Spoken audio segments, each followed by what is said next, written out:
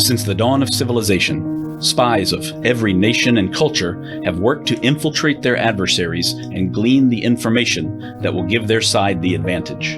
The stakes are sky high, the strategies varied and imaginative, and the ultimate sign of success is that no one ever even knew you were there. In each episode, we will explore the moral and ethical gray zones of espionage, where treachery and betrayal go hand in hand with cunning and courage. This is the Spycraft 101 podcast. Welcome to your clandestine classroom. This is episode number 45 of the Spycraft 101 podcast. My guest for this episode is Dr. Kate Vigurs, an author and historian who has covered many periods of history from the Roman Empire to the Cold War, with a particular focus on the world wars of the 20th century. Kate earned her PhD from the University of Leeds and has appeared on TV and given many live presentations in a wide variety of settings. She's also the author of Mission France, The True History of the Women of SOE. I invited Kate on the show after reading Mission France because I knew immediately that these were the kinds of stories that my listeners would love to learn about. But before we get into this story of the women of Britain's Special Operations Executive, I want to let you all know about a new educational tool you're not going to want to miss. It's the Gray Man Briefing Classified. By now, I think I know my listeners pretty well, and take it from me, this briefing is exactly the news and educational reference source that you've been looking for. You'll get breaking news updates from all over the world on topics including planned protests and riots, low-intensity conflicts, natural disaster alerts, cyber attacks, supply chain disruptions, and more. You'll also get access to articles that help you build your own skills, including urban survival, home security, counter-surveillance, escape and evasion techniques, and more. And this is much more than just a newsletter in your inbox. Joining the Gray Man Briefing Classified also includes invitation-only channels on the Telegram and Signal apps for convenient real-time updates. Newsletter subscription is normally $5 per month, but if you use the code GBC Spycraft, you can save 20% each month for the life of your subscription. I'm already a member myself, and I've been reading and learning a lot since I first subscribed. Look it up yourself at graymanbriefing.com. That's gray with an A, graymanbriefing.com. And use the discount code GBC Spycraft to save 20% right from the start. Kate, thank you so much for taking the time to share your research with me today. No problem at all. Thank you for inviting me. Great. I can see clearly just from reading your book that you have spent a lot of time in the archives researching the people and the missions that make up the book. I'm curious what kind of difficulties you encounter while you're researching so many people that seem to have mostly been overlooked by history up until now. So yes, a lot of time in the archives. One of the hardest things for a historian of Special Operations Executive, which is the organization that these women worked for, is that most of the files were destroyed after the war. A lot of them were burnt. So we're dealing with about, I think it's 15% of the files that were existing. So it's very hard to put together a full picture. So you need to look around, you need to look at the other people that they were working alongside and try your hardest to piece together the stories as best as you can, really. I would say that was the most difficult thing. I can imagine. And I recall toward the end of your book, you mentioned something about so many of the records were destroyed at the end of the war. They were just clearing out everything just to free up space, essentially, in the offices. And that's a real tragedy for people like you and for people like me and my listeners who want to know the full story afterwards. Yeah, absolutely. It's a real tragedy. I don't think they threw away anything too significant, but how do we know? I think I quote it in the book that a lady said she would take 10 files off the shelf, throw away 9 of them and keep one. Did she even check which one it was? Oh, no. And then there was a fire that swept through Baker Street where the headquarters were. Whether that was deliberate, whether it was an accident, who knows? There's always conspiracy theories with a subject like this, but it does mean that we're dealing with a smaller number of files. Also, the accounts that were kept during the war, I know Morris Buckmaster, the head of F section, said, I was fighting a war. I wasn't keeping a diary to publish it later. I had other stuff to do. So what you get is what they can remember. Yeah, that's quite a challenge, I can imagine. But you've drawn together so much. It was really wonderful to read about such a varied cast of characters. That was really riveting stuff. Thank you. So just to get right into the story, of course, you focus, like we already said, on the women of Britain's SOE. And up until that point, it was a very different time, very different era and culture and all that. And it was mostly a man's world, going behind enemy lines and taking on these very difficult and dangerous missions, I would imagine. So why was it that SOE decided to start employing these female agents that you covered for these missions into France? So like you say, it was predominantly a male domain as the war started. SOE was formed in July of 1940. And at that point, there was no discussion about using women. It would just be using men to go into the field, to undertake a variety of roles, to coordinate the resistance and to get them ready for whenever the Allied invasion might be, which is why France was so important. They started to look at employing women because they felt that they might bring a different skill set to it all, and also that they might be able to move about a little bit more freely than the men, because men of military age in France were brought forward for something called the Service de Travail Obligatoire, the forced labour programme. So the French army's been disbanded. Obviously, the Germans forbid any kind of military action, but they realised that there's a plethora of men of a good military age and who are fit that they can rally and use for their own purposes. But there's nothing similar for the women at that point. And so the idea to use women came about from that. It was also thought that women had a cool and lonely courage and that they were used to working alone. Selwyn Jepson, the recruiting officer, said that men always work in company. They're always kind of go round in a gang, whereas women are much better at working by themselves. And of course, being a secret agent in occupied France was a very lonely job. I hadn't considered that at all, that women might make better lone operatives, but I mean, it certainly plays out like that in your book, as I guess we'll talk about in a few minutes. So there's some clear advantages to using these female agents who are recruited, but were there any disadvantages as well? I think there was an inherent sexism. This is 1940s Britain, and there was a feeling amongst certainly instructors and some of the other male agents that they didn't want women to be involved. Now, this goes right from they didn't want women to be involved because they didn't think they were capable of doing it, right the way through to they thought it was wrong because women should be protected by men in times of war, not working alongside them in terms of going behind enemy lines and putting their life on the line, risking their lives. So there were lots of different thought processes around it. What would make the men accept the women? They really had to prove themselves, possibly in a way that women didn't have to in other roles that they undertook during times of war. I can imagine. So I know that you had some of the evaluations quoted verbatim in the book, and some of them, like I mentioned to you in our emails before this, just absolutely made me laugh out loud, the way that they were criticizing the women in a way that they would have never dreamed of criticizing a man who was poorly suited for the role in SOE. Yeah, you mentioned Yolanda Beekman. It's awful for her, but it makes me chuckle every time. They said, or the instructor said of her, that she was a nice girl, darned the men's socks, would make a good wife to an uninteresting man, but little more than that. That's the most crushing thing I've ever heard written down. And she married a fellow agent. I mean, I wonder what he thought. Oh, wow. Well, he didn't see it, of course. He would never have seen it, would he? These things didn't come out till the 80s and 90s. And Nooriniat Khan, a very famous agent who was an Indian descendant of royalty, she was a princess, they said that she wasn't overburdened with brains. Oh my gosh. And Buckmaster actually wrote in the margins, "We don't want them overburdened with brains," basically saying we don't want them thinking for themselves.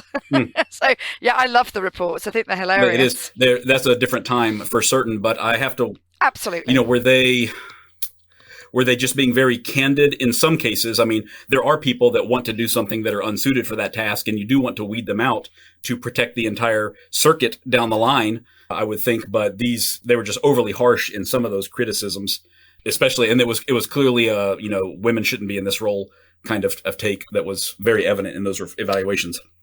Absolutely, yeah. There's one instructor in particular who really didn't think that women should go. He really thought it was a bad idea for them. He didn't think that they should be risking themselves, so he was unusually harsh in his criticisms. But that said, some of the men's reports are equally rude and equally damning. So it's not just blatant sexism. I think it's just the way the instructors were. Mm-hmm. They just felt that they could be frank and candid, because if they made a mistake, this is people's lives that are on the line. You're not just going to go and do your office job badly. You're going to risk everybody around you. Right. That's very true, and that does play out to a certain extent, as I'm sure we'll talk about. So aside from, you mentioned they make good lone operators. Well, what was it specifically that these evaluators were looking for in their female candidates? I mean, what separated a passing candidate from a failing candidate? That's a really good question, and it does seem to be quite subjective, really. The main things they wanted, as you know, I'm talking about France. There were operatives across Europe, but I'll only refer to France during this interview. So you needed to speak French fluently. You needed to be able to blend in with the French countryside and way of life. And you needed a motive, a reason for doing it that they felt was acceptable. They didn't want people who blurted out they wanted to do it, and they didn't want people who sort of burst into tears at the idea either. And they really needed people who were patriotic both to Britain and to France, because you would be serving both countries. So the assessments were practical things like security, how they fared at their various exercises, so unarmed combat, silent killing, parachute training, their Morse code if they were wireless operators. But out of those, I would say security has to be the most important, whether you were good enough in your security for them to believe that you would continue that once you were out in France, that you would obey the rules that were laid down, things like don't go and seek out old friends, be very careful with the way that you keep records, be careful who you talk to, all those sorts of things. They needed to know that that security was going to be paramount. Mm-hmm. So that makes sense. Of course, that's a perfectly valid concern. How did most of these women find their way to the recruitment process in the first place? Were they reservists or were they volunteers in some other organization already when they were selected? So there are as many different routes into SOE as there are women in SOE. I'm sorry to tell you if you wanted a quick answer. Okay. I think the best recruits were probably those who had already been in France before she fell. So people maybe who'd worked, ambulance drivers or nurses, or people who worked on the escape lines once France was occupied. So people like downed RAF pilots, prisoners of war, refugees wanting to get out of France would have to use this series of escape lines, which led from France across the Pyrenees, normally down into Spain. And these had to be equipped, and there had to be personnel. There needed to be personnel on these lines that could help people across. So we have several agents who worked on the escape lines. We have people who were in the Women's Auxiliary Air Force, which was the women's branch of the Royal Air Force. A lot of them would be wireless operators or have language skills already that they're utilizing in their roles, and the WAF would just put them forwards. Some of them had relatives in SOE already, the brothers or sisters or husbands already serving, who put their names forward. We also have relatives serving who said, please don't actually employ my sister or brother. Jacqueline Nairn being a famous example. She really didn't want her sister to join SOE. And the minute Jacqueline set off for France, they approached Eileen and recruited her as well. And her brother was an agent too. And then you've just got people who are picked up in various ways. They're heard speaking French at parties, or they come forwards because they just seem to have the right language skills and make their way forwards into SOE that way. That's incredible that the first step into the organization is you're overheard speaking French at a party, but I guess it speaks to the desperate nature of the war effort at that time. Yeah, absolutely. I think there were always people on the ground just out there, just keeping an eye. Who is there? Who might be good for us? Let's have a listen. Let's see what they're like. That's fascinating. So after they were selected, how exactly were they trained? I mean, was there gender-specific training for the roles that they were going into, or are they shoulder to shoulder with all of the male candidates as well? From what I can establish, they seem to be shoulder to shoulder with the men. I haven't found anything that would suggest that they were given any sort of leeway for being women. Perhaps on the physical training, maybe they run a shorter distance, I'm not sure. I never really got to the bottom of that, but it certainly seems that they were trained the same as the men. And there's a wonderful quote by a guy called Major Angoyce Fife, who was one of the instructors in Scotland on the paramilitary course. And he said, you know, when they were crawling through the peaty marshes and having muck soakings in the various lochs of Western Scotland, they were all just bods in battle dress. They were all just people to me. It didn't matter if they were men or women. And the silent killing and the unarmed combat they were taught, it's a bit like martial arts. It's where you hit somebody, not how hard you hit them. So somebody of a small, petite female stature could take on a male quite successfully as long as she's trained properly. So yeah, it does seem like it was equal all the way through. So there's a preliminary course. There's a paramilitary course, which is this unarmed combat I've just mentioned, parachute training. And then they went on to the finishing school. Those who were going to be wireless operators would also have wireless training on a separate part of the course. So it's supposed to last between 6 to 9 months in total. Oh, wow. That's longer than I anticipated, honestly. So, and 3 different schools, like a whole pipeline there that they're going through. Yeah. You have to pass one to move on to the next. And the preliminary training seems not only to find out if people are suitable, but really to dig out the ones who are not suitable, find the ones who are not ready before you take them too far through the process. Unfortunately, for those agents who didn't pass that part of the training, they still spent the rest of the war away from home. I don't know if you have an expression in the States, garden leave, but when you leave a job, but your information is too fresh, they kind of put you out to pasture for a few months while all the information dies away. And this is what they did with the agents. They've been training them to break into houses and essentially how to murder people. So you don't really want to put those people back into the general populace just yet. So they were taken to a place called Inverlair Lodge in Scotland, where they sort of made uniforms and targets for training practice and all that sort of stuff. Wow. But no, that's the first I've heard of that. Honestly, that makes a lot of sense. That's really fascinating. And there've been, I don't know if this is the reasoning behind it, but I can think of one example off the top of my head from the US where someone was cut from training with the CIA at the last moment, became so bitter about not getting to do their job that they started working with the Soviets. This is many years later. Oh, wow, yeah. I can see how somebody might feel like a failure or might be bitter about something like that. So you want to kind of keep an eye on them. Was that part of it, or was it just to keep that knowledge out of circulation at the time? As far as I know, it was just to keep the knowledge out of circulation. But who knows? This is a secretive organization. Maybe it was to stop people, feeling bitter and going over to the other side. I don't know. That's a really interesting point. Interesting, yeah. So you got me thinking. The training is 9 months long. Was it adequate for the task at hand? Because from reading through your book and other sources, there was a terribly high casualty rate among these agents once they went into country. Was that purely because of the level of danger in their job, or were they perhaps not fully trained because of the need to push them out as quickly as possible?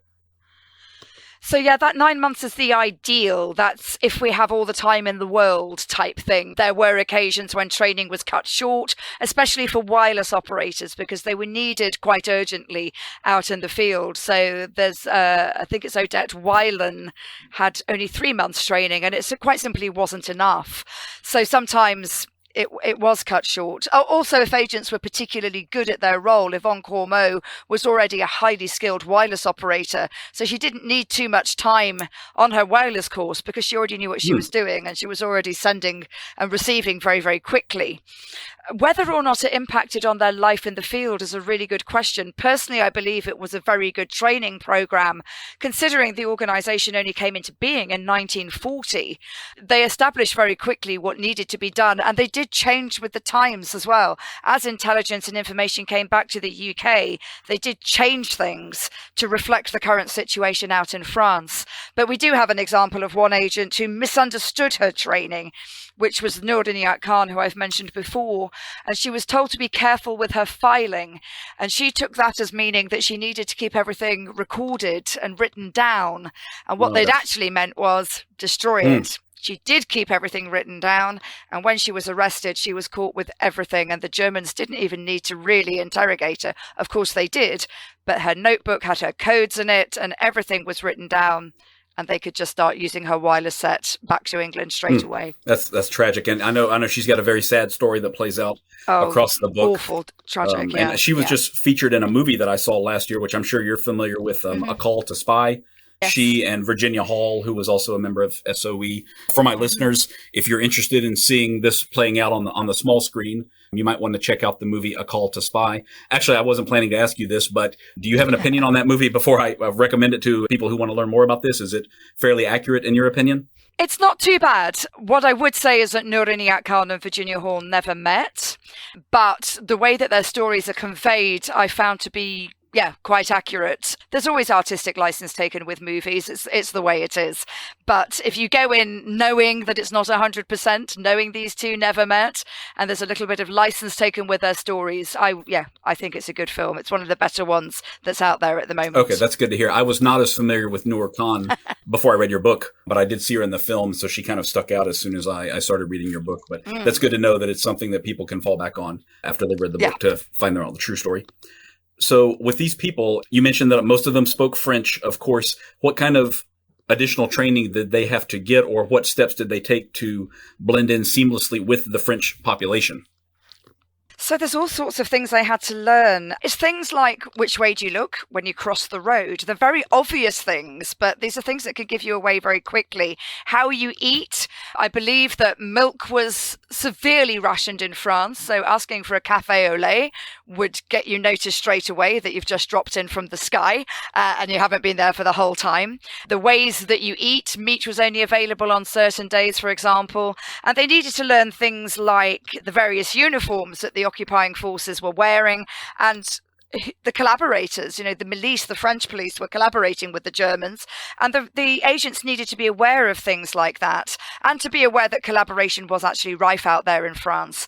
I think I'd say that they had to learn what to wear and how to wear it. So they had to learn the clothing and the fashions because they had changed, and to make it look natural. Don't go out there in a bowler hat with an umbrella over your arm. You're going to look really British. Don't go out there in a tweed suit. It's a pretty British thing to do. And there was a whole unit working behind SOE called the camouflage section, which made sure that these things happened. They would take clothes from refugees coming into the UK. They would study them. The seams are different. The zips are different. The way the sleeves are inset are different. And it sounds maybe like it's over the top, but it just could be that one thing that gave you away. So they made sure that everything they were wearing was French, down to their underwear. Identity cards were produced that were current and up to date with the area they were going into, likewise ration cards and so on. And they just had to learn how to act as if they'd been there the whole time, learn the places they were going, understand the area without having to ask for directions. So yeah, they had to work really, really hard. And the French language thing's really interesting because some of them would have had heavy accents. Some of them were French Canadian, some came from Mauritius, and they had to have a reason, a way of explaining away if it was an accented way that they spoke in French. That's exactly what I was wondering about, because accents can give you away no matter how much language training you've got if you grew up in a totally different place. But like you said, some of them had also spent time in France before. But it's amazing to think that not only do you have the danger of doing your job, these clandestine and covert operations that they were undertaking, but ordering a café au lait or having the wrong kind of snap on your blouse or something like that could also be a potential death sentence. That's horribly stressful and daunting, when you're setting foot on ground in France for the first time. Absolutely, yeah. And how did they know? You had to put all your faith in the people in the UK getting you ready and hoping that they'd got it right, I guess. Absolutely. Absolutely. You mentioned earlier wireless operators. So I know that was one role that they fulfilled, but what else were they being tasked with once they landed in France? So primarily for the women, usually, and it's weird to say usually, isn't it? Because there's no usual about the situation at all. Usually wireless operators or couriers. So couriers would be the people on their bicycles or on the trains taking messages across circuits or in between circuits. So by circuits, the best way to describe it is France was like a patchwork quilt with various circuits within it, and each circuit had a circuit leader who was usually male. Sometimes women were given the role of going in to set up their own circuits. To the best of my knowledge, it never actually happened, but some of them were given that within their files. But yeah, they worked across these ways. So the circuit leader's normally male. Then you've got the wireless operators or couriers, who are the ones taking the messages backwards and forwards, taking intelligence and information, updates, messages for the wireless operators to deliver, and so on. And then the wireless operator themselves is basically the lifeline between France and the UK. They're sending messages. They are keeping that line of communication open and sending whatever messages need to be sent, arrest reports or requests for more information, more agents, more equipment, and so on. So these couriers that you mentioned, they're traveling great distances, but I guess they have to be prepared to be stopped and searched at any time, or talk their way through a checkpoint, a German checkpoint or a French checkpoint at any time. I guess that sounds very intimidating.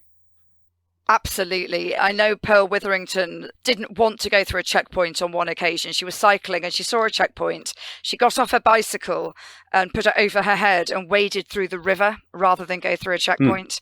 She was also the one who told me, which amused me greatly. I said, how did you get around France? How did you use the trains?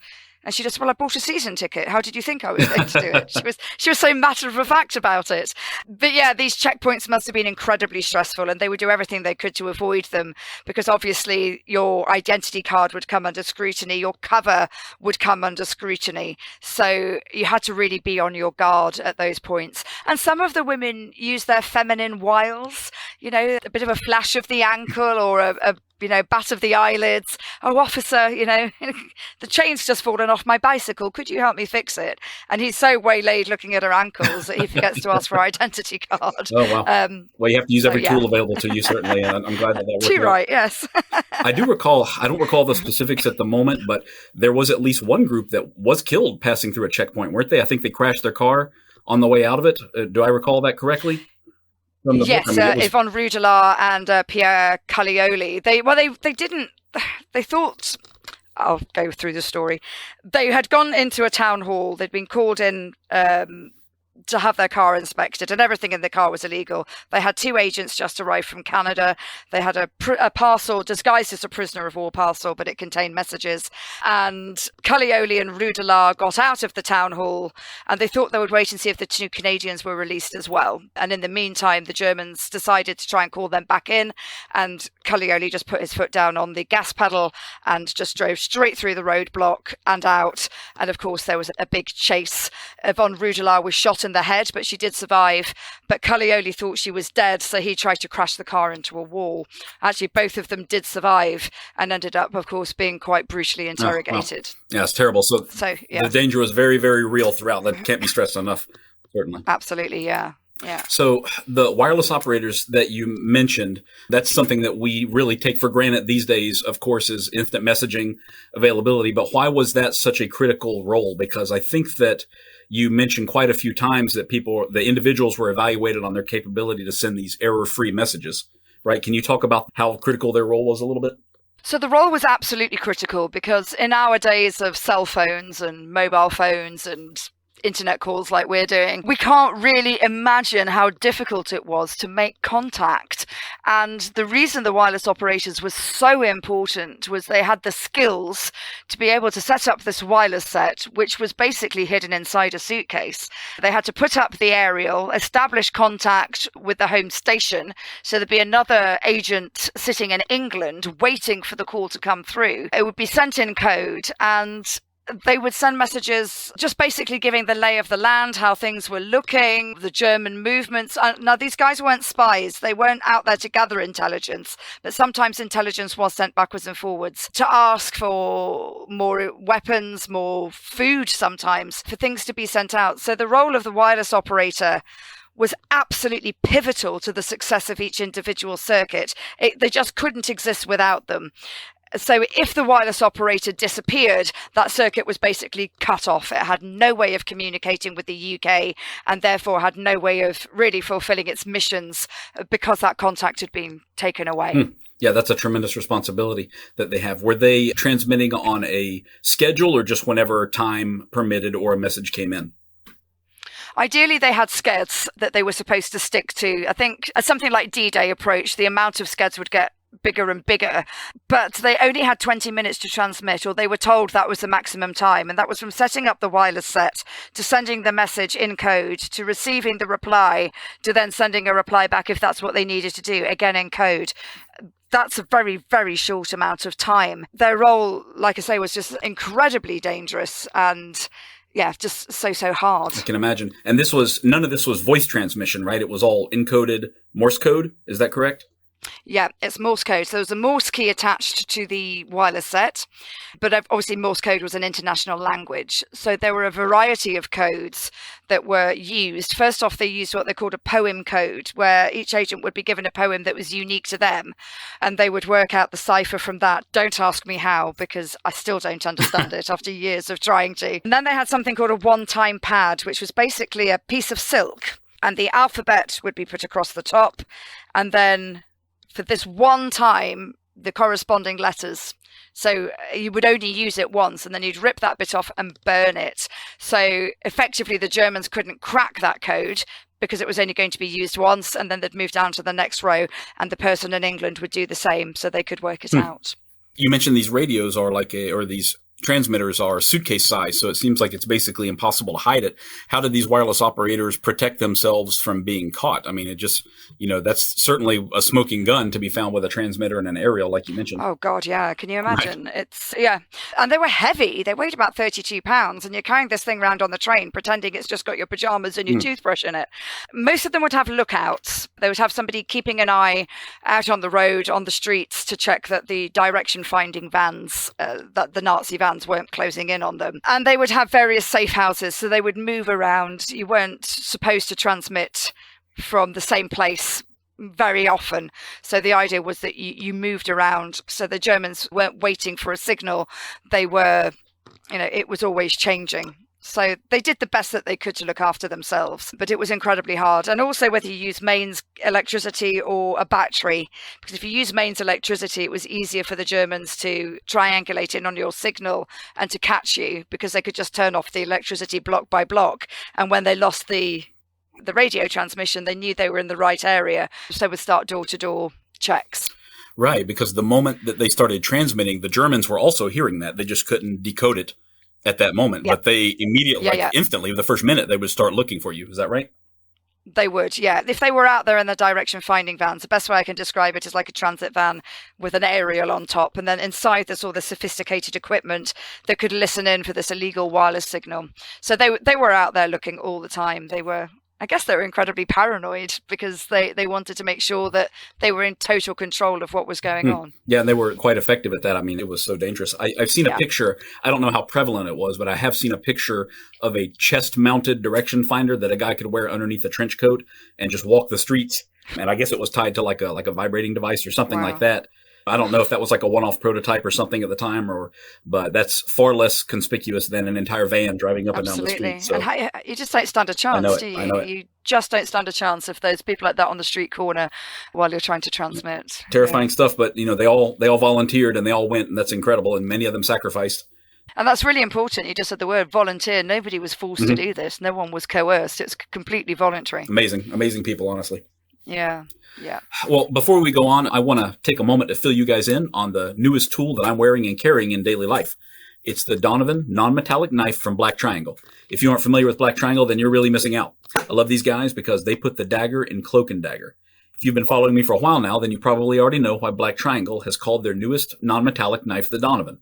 It's named after General William Wild Bill Donovan, the head of the U.S. Office of Strategic Services during World War II.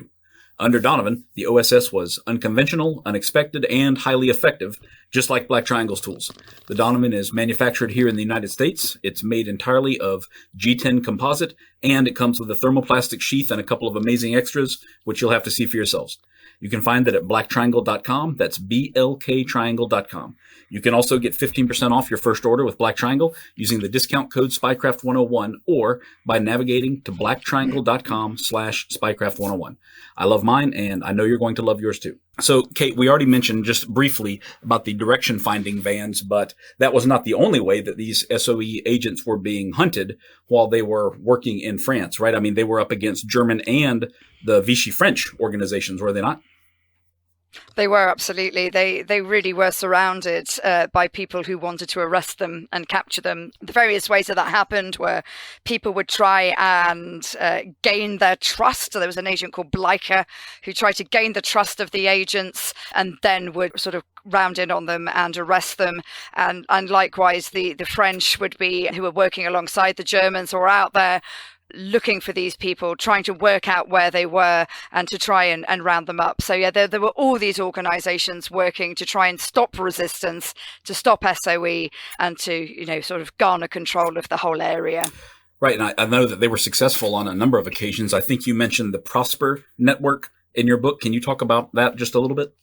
Yeah, so the Prosper Network was in Paris. Prosper was the code name for a man called Francis Suttle, who was the head of the network. And basically, one by one, we don't know how or why it was infiltrated, but one by one, the entire network were arrested. Suttle was taken away, and then another agent was taken, and one by one, they were all rounded up and just taken away by the Germans. In fact, the only person left standing was Nur Inayat Khan, who we've mentioned before, this wireless operator. So it was just infiltrated, and there are all sorts of conspiracy theories around it. If it's something that's particular interest, Francis Suttle's son, also called Francis Suttle, has written an excellent book all about it, which tells you exactly what happened with Prosper and sort of the catastrophic effects that this has, because it sends shockwaves right throughout France. Once Prosper's gone, kind of the heart of the resistance has disappeared sort of overnight. And these agents, André Borel, Gilbert Norman, Francis Suttle, they're gone. And Paris is left sort of standing on its own, really. Well, how many people were in the network? How many disappeared? I knew you were going to ask that, and I don't know the answer off the top of my head. I'm not going to make it up. You'll just have to look in the book. I'll have to look again anyway, because I've definitely read it. I just Sorry. So besides the couriering messages and the wireless operations, they also, I mean, some of them were involved in sabotage operations like attacks and that kind of thing. So can you talk a little bit about the sabotage that was carried out during the war? Yeah, so the remit really of SOE was sabotage and subversion. That was its main thing. Winston Churchill, when he set up SOE, said, now set Europe ablaze. And that's exactly what SOE was there to do. So they carried out sabotage on every level, really. So if we start at the lowest levels, things like underground newspapers, false propaganda, and we're talking through to massive acts of sabotage, derailing trains by blowing up the train lines, blowing up factories. And the way they worked on the factories is incredibly clever, because at the beginning, they were sending the RAF and they would do aerial bombing of these factories, which meant that on occasion, there would be collateral damage. There would be damage to the villages. There would be loss of life, civilian loss of life. A man called Harry Ray introduced something called blackmail sabotage, where he coerced the factory owners to work with him. He said, look, the factory is going to be blown up one way or the other, but if you let me in, I can just put some plastic explosive under the machinery and blow up the factory that way. And acts of sabotage through to things like cutting the telephone lines. That was really, really important, especially around D-Day, because we'd cracked the Enigma code. And so obviously I hadn't, but the Allies had cracked the Enigma code, and driving the Germans back onto the wireless meant we knew exactly what they were doing or what their movements were going to be.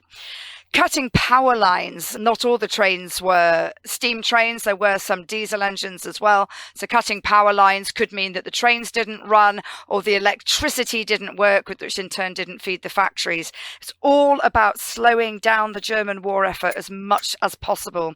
And some of these women were involved. It wasn't really their remit. It's not why they were brought into SOE, but it was a case of needs must.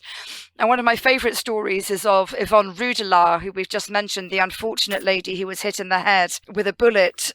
When she arrived, she carried plastic explosive, which is basically tubes they look like plasticine. Her best way of hiding them was in the elastic bands of her knickers or her bloomers. And her circuit leader thought this was hilarious and thought it showed how daft she was. But SOE said, actually, how brilliant. Carry on. If you can hide your plastic explosive in your pants, you're one of us. And she blew up some railway lines. Eliane Pluman was there when a line was destroyed. Other people were there when power lines were cut. So, yeah, women did get involved in the sabotage if they were needed. Yeah, there were several stories in the book about them laying the explosives and that kind of thing, which I had not anticipated, but they were right there shoulder to shoulder, like we talked about in the training and in the real world missions as well. Yeah, as I say, it wasn't their job. It wasn't what they were there for, but, all hands on the deck when you need them. Absolutely. And they certainly stepped up in a big way. So I think you mentioned it was Yolanda we were talking about earlier who got the funny evaluation. You mentioned that she went on to marry another agent. Were there a lot of relationships that sprung up among these co-ed teams that were deployed together? Yes, there were quite a few. I always think of it, you didn't know if you were going to be alive the next day. And also you're thrown into this unreal situation, so far removed from your everyday life. And although one of the SOE rules was that relationships shouldn't occur, you can't help it. So yes, Yolanda married Jaap. That was actually, I don't know if I pronounced that correctly, he was Dutch. They married before they were both deployed. Sonia Butt fell in love with a man called Guy D'Artois. They married just before they were sent out. Now, they were supposed to go out together, actually, and they didn't tell SOEF section that they were in a relationship, never mind that they were going to get married. And then they invited everyone from the training course to this wonderful wedding at the RAF club in London. And SOE said, super, but we now can't send you out together. No. The reason being that if the Gestapo capture you, they will torture one of you in front of the other, and right. It will just be too much. Coldly for you. Logical, certainly, but I know they won't. Yeah, so Sonia had a bit of a paddy about it, and I don't blame her really. Right. But Guy went out, and then she went out, and actually she fell in love with her circuit leader while she was out as well, a man called Sidney Hudson. Okay. Oh, it's all so complicated. Yeah. And then there's a lady called Mary Herbert who fell in love with her circuit leader, Claude de Bayzac, and got pregnant. Yes, I was, and had a baby in the field. Yeah, I was about to bring that up as well. Like that's the most incredible story in the whole book, honestly, to me, is that she had her baby and she continued the mission with the baby at her side. Can you talk about that? She kept going as long as she could. She kept going as long as she could when she discovered she was pregnant. They decided not to get married because it might give them away. So Claude signed a letter saying he was the baby's father and he was responsible and so on. She kept going on her bicycle. She was a courier for as long as was practicable, given that she was pregnant. And then she sort of holed up in a maternity home to have the child. After the baby was born, it was a girl. After she was born, she moved into the flat that had actually belonged to Claude's sister, Lise, who was also an agent. And sadly, she was arrested and she was taken to prison where she spent a few days in solitary confinement, but she was released. She did find the child. I want to say she was called Claudine, but I would have to check. She found the child and then she just moved into a farmhouse until the war was over, and after the war she and Claude were married. My gosh, what a story. That was terrible. I think that she, if I recall correctly from the book, she was asleep in bed with the baby when the Gestapo broke in. Is that right? Does that sound right to you? She was. And they were looking for Lise de Bayzac. And she was saying, I don't know Lise, but obviously she did because she was effectively her sister-in-law. And they were both very good friends as well. So it was a real unfortunate set of circumstances that brought them to that position. But luckily she survived. She got the baby back and, they saw the war out together. That's incredible circumstances. They're truly incredible. So happy that they survived too. Oh, absolutely, yeah. So speaking of surviving, like we keep saying, it was dangerous, and the numbers really bear that out. I think you cover 39 different female agents in the book, and many of them did not survive the war, right? That's right. About a third of them didn't survive, which was better than they anticipated, which sounds really callous to say, but they were told the chances were 50-50. But as we go on and talk about this, you'll see that, it was absolutely horrendous what happened to these women. Right. So what is that, 13, 14 were killed, and even more than that were captured. Not everyone that was captured was killed, I don't think, but That's right. Yeah, they were. It was. Cannot overstate how dangerous it all was. How were these women treated in captivity? I mean, how did the Germans deal with female agents? Pretty brutally, to be honest. Once they'd got them, they were interrogated quite brutally. We have accounts of lights being shone in eyes, sleep deprivation, being kept in solitary confinement, being manhandled, through to full-on torture. We have Didi Nairn, Eileen Nairn. In her account, she speaks of being thrown into something called the baignoire, which was a bathtub of water kept in the interrogation cell. And it's basically waterboarding. The head was held under water until such time as they could barely breathe. And then they'd drag them up, ask them the question again. And almost before they'd drawn breath, would push them back down under the water. And as you can imagine, this is horrendous to live through, and horrendous to live with the consequences of as well. Yeah, it's really hard to imagine. I mean, I've never faced anything like that. And to know that, I mean, they must have known that there wasn't really a chance of a rescue or anything like that because they were the network. There was nobody else to come for them, I would imagine. That's right. I mean, some of the men did try and sort of keep an eye on where they were. If they knew they'd been arrested, they tried to formulate plans of rescue, but they never came to fruition. Right. There were a few escape attempts. I think Noor Khan briefly escaped out a window of an apartment building or something, didn't she? Yeah, twice actually. So the first time she was taken to 84 Avenue Foch in Paris straight away. This was one of the Gestapo headquarters. And she said, "Can I have a bath?" Which seems a bit of an odd thing to ask when you've just been arrested by the Gestapo. Right. And they said, "Yeah, but you'll have to leave the door open." And she said, "But I'm a woman, what about my modesty?" So they allowed her to shut the door. She opened the window and was out on the rooftops, but they caught her very quickly. And then a little bit later on, there were other SOE agents in Avenue Foch who she'd become aware of, plus some people from the resistance. And they'd been planning an escape by nicking screwdrivers. I think his name was Starr, and he was fixing the carpet sweeper, and he just, pocketed the screwdriver, and they managed eventually anyway to pull the railings down off the windows and escape. It was during an air raid, so it seemed that they might be able to get away, but they were tracked down and caught and brought back. And the head of the Gestapo said, "You need to sign an affidavit to say you won't do that again." Noor said, "No, I'm not ever saying that I won't try to escape again." At which point she was put in chains and described as being a dangerous prisoner, and things got a lot worse for her from then on. That's terrible. And she did not survive the war. She was eventually executed, wasn't she? That's correct. Yeah, she was shot at Dachau. Oh, my gosh. It's terrible. I think a large portion of the later chapters in your book deal with, I think it was 3 female agents who were killed, and there's some debate about what happened exactly, but it was one of the most awful things I've ever heard, honestly. Can you talk a little bit about that at all? I mean, the level of depravity there? It's the women who went to Natzweiler concentration camp. So essentially, agents were captured, and they were sent to the various Gestapo headquarters around where they'd been captured, the local headquarters, if you will. Then they were sent to a place called Pforzheim Prison.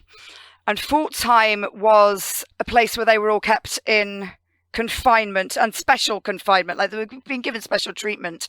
And eventually the woman in charge said, "What are we doing with these women? Why are they here?" So a message was sent to the Reich Security Office. They said, "All right, then pick 4 and get rid of them. Send them to the nearest concentration camp, and you're being given the opportunity to get rid of them." So the women were chosen. I was just looking for the names here. It was Sonia Olchanesky, Vera Lee, Diana Rowden, and Andrei Borel. And they were sent to Natzweiler. And in Natzweiler, they were put into solitary confinement overnight, and then they were taken out of their prison cells and taken through to the medical wing, where they were told they were going to be given an inoculation for typhus. And it was actually phenol. The idea was that they would be given a lethal dose of phenol. The worst thing is, unfortunately, that the doses weren't enough. There wasn't enough phenol in the injection. So they were only unconscious when they were thrown into the crematorium. We have evidence that one of them actually regained consciousness as she was put in the oven. Oh my God, that's absolutely horrible to imagine. Coming awake on fire, I guess, is what happened, along with the other 3. Yeah, burnt alive. Oh, I mean, the whole thing is absolutely brutal from the get-go. The worst thing about doing the research for this was I found out that there was a party that night because the camp doctor was leaving to go to Auschwitz, and he wanted to get this over and done with so he could go and have a few drinks with his mates before he left for Poland. Oh, wow. Man, hard to imagine the kind of people that can justify that in their mind and do that as part of their duties, but it certainly happened. This was the most traumatic part of the book for me. I found this very, very hard to write. I can imagine. In fact, I wrote it first because I wanted it out of the way. Well, I can totally understand that, and I hated to read it, perhaps almost as much as you hated to write it, but it is important to get that story out there, I think. Absolutely, and to get it right, to do the research and to evaluate the sources was very interesting. I believe it. Wow, it's really incredible what they went through. So many of them went through. And like you said, they were all volunteers. And of course, we know now, that their contributions led eventually to victory and Nazi defeat. So it was not in vain by any means. When the war did finally, or as the war was closing, as France was retaken by the Allies, I should say, what did happen to all of these networks that were still running at the time once they were no longer behind enemy lines? So once the liberation was occurring, the files say the network was overrun by the Allies. So it basically means it fell into Allied hands again, be it the advancing American forces or British. And their jobs became defunct, really. There was nothing for them to do. Some of them did temporarily join the Americans or the Brits working as wireless operators for them or carrying out roles, but there really wasn't an awful lot of work to be done. So they just started to bring them back home. And de Gaulle was a little ungracious in his gratitude in that when Paris was finally liberated, he gave SOE agents 24 hours to get out and get home. Oh my gosh, de Gaulle. Yeah, he wasn't terribly friendly. Wow. I believe he apologized later, but at the time that must have really, stuck in your craw that you've just done everything. I'll bet. There really wasn't much to be done. There wasn't much to be done. So they started to to wind it up. Some of the agents then became part of something called the Judex mission, which went back into France basically to say thank you to the members of the resistance, to the families, to the people who'd helped them, offered them safe houses or food or money, or basically seen them right throughout the war. And they went back to thank them, or to pass on information about people who had been working with them and what had happened to them. So it was a pretty wonderful thing. I'd love to have been on the Judex mission and seen how it all played out. I'll bet. And that must have been really wonderful for the agents as well, to kind of put the, how would I put it? Just put an end to things, like a true end on a positive note there, to go back and see the people, know that everyone, or these people, at least, they survived the war is won, everything is done. We can all go back to our old lives now. Yes, yeah, I think so. A closure almost. And also they went out in uniform. So they were there in their first aid nursing uniform, or their Women's Auxiliary Air Force uniform. And of course they've been sneaking around in civilian clothes for the whole war, and now they're out here and I'm British and this is what I did. That's wonderful. So the whole world kind of demilitarized and moved on after the end of the war, of course. But with their special skill set, did any of them stay in intelligence work into like the early days of the Cold War, or did most of them just go back to their lives? From what I can ascertain, most of them just went back to their normal lives. Virginia Hall is a slightly different case. She worked for SOE on her first mission, and then she worked for OSS, the Office of Strategic Services, the American version, for her second mission, and she went on to become the first woman in CIA. But in terms of UK women, it's very hard because the SIS and MI6 files are still shut, so we can't see if any of them went into those organizations. But from those that I have managed to look up and sort of round up at the end of the book, most of them seem to go back to civilian life, or they got married and moved on to other things. Some of them moved out to Africa. There seems to have been a vast boost in the cocoa trade and the coffee trade after the war, and a lot of them seem to take advantage of that. So yeah, they just seem to, the war's over, did my bit, let's move on. Good. Yeah, it seems like it might be for the best to put it all behind you and try to build a new, better life, maybe after everything that they saw and did. Yeah, I mean, some of them were quite haunted. I've mentioned Eileen Nairn a couple of times. She was very, very haunted by what she'd done. She lived in disguise. She wore a wig and sunglasses. And I think the emotional trauma of that torture I mentioned and her subsequent treatment at Ravensbrück concentration camp really, really affected her. And she never quite got over it. So she continued to use disguise in the years afterwards, you're saying? Yeah. She was just terrified she was going to get caught. Oh my gosh, that's terrible. That lasting psychological trauma. And, you don't hear that much about the World War II era veterans, and they all must have suffered terribly because of the things that they saw and did and that happened to them, like in her case. But that's fascinating. Yeah, I think there was such a universal suffering in the Second World War that it was that generation that didn't talk about it, wasn't it? Just internalize it for the most part. They kind of just got on with it, yeah. But they must have suffered dreadfully, a lot of them. Wow, that's interesting. That's the first I've heard of that, honestly, but it makes sense that she just fell back on what she knew to keep her alive, even after the war had ended. Yeah. My goodness. So in your estimate, after you've done all this research and read it, how significant was the contribution of SOE and these women in particular to actually winning the war in France? I think it was significant, and I know there are people who won't agree with me. For me, it's D-Day. It's the work they did around D-Day, because we talk about the Allied landings on the beaches of Normandy. And of course, it's the biggest assault in history. The strategic nature of it, the way that it was done, the whole infrastructure around it was huge. But if they'd landed and the resistance hadn't done anything in the interior, I don't think it could have been the success it was. The resistance blew up railway lines, they cut telephone lines, they stopped the Germans getting to Normandy, and they mounted guerrilla assaults and started, fighting within the interior, holding people up. And I really, really believe that was a huge, huge advantage to the Allies. And Eisenhower himself said that they shortened the war effectively by about 6 weeks. So I don't think we can overlook the contribution. But with every success, there comes the other side of it, and that's the reprisals against the native population, the massacres. Oradour-sur-Glane is a fine example, a village in the Limoges area that was razed to the ground and everybody was murdered because they were thought to have links with resistance activity. The spontaneous roundups of people in prisons or on the streets if it was thought resistance activity had occurred. So, yes, I think they made a fantastic contribution, but it did come at a cost. Absolutely. It's just incredible people accomplishing incredible things. Really, but yeah, it was a terrible and costly war, no matter how you look at it. But in the end, England, France, the Allies, they won in the end. So there's no way to dismiss the contributions of so many people working behind enemy lines at such incredible cost. My goodness.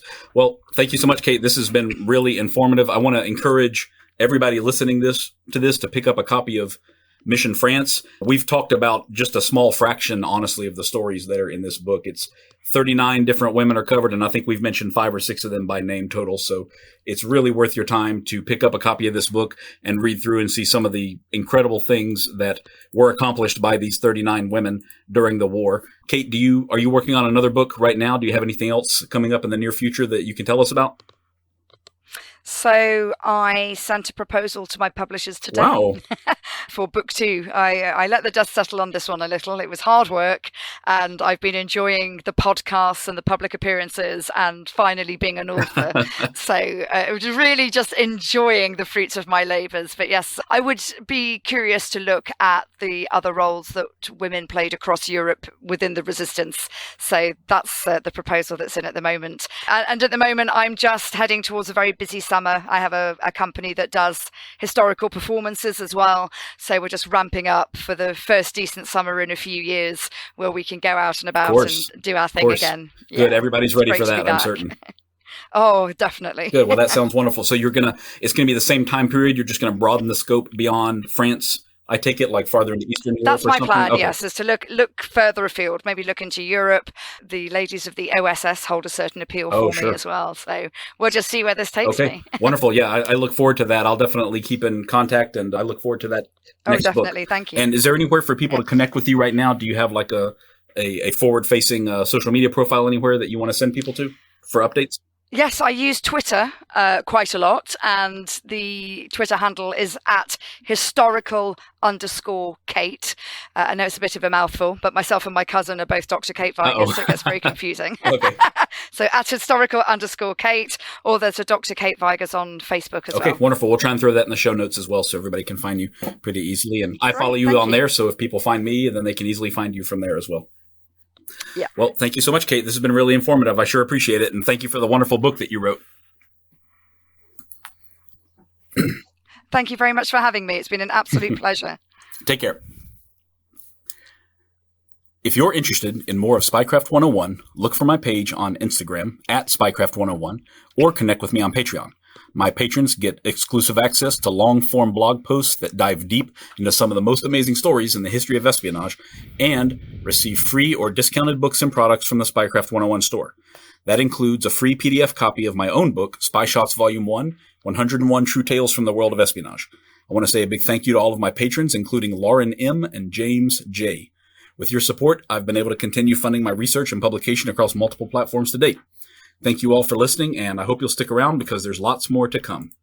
Thanks for listening to this program brought to you by Daydreamer Network. If you enjoyed the episode, please don't forget to rate and review on Apple Podcast or your preferred platform. Your feedback allows us to rank on the best new shows list and continue to grow our podcasts in order to bring more unique and talented storytellers to the network. To check out our shows, including programs about relationships, sports, business, nutrition, leisure, and more, head to www.daydreamernetwork.com. We look forward to seeing you back next week for another great episode. Have a wonderful day.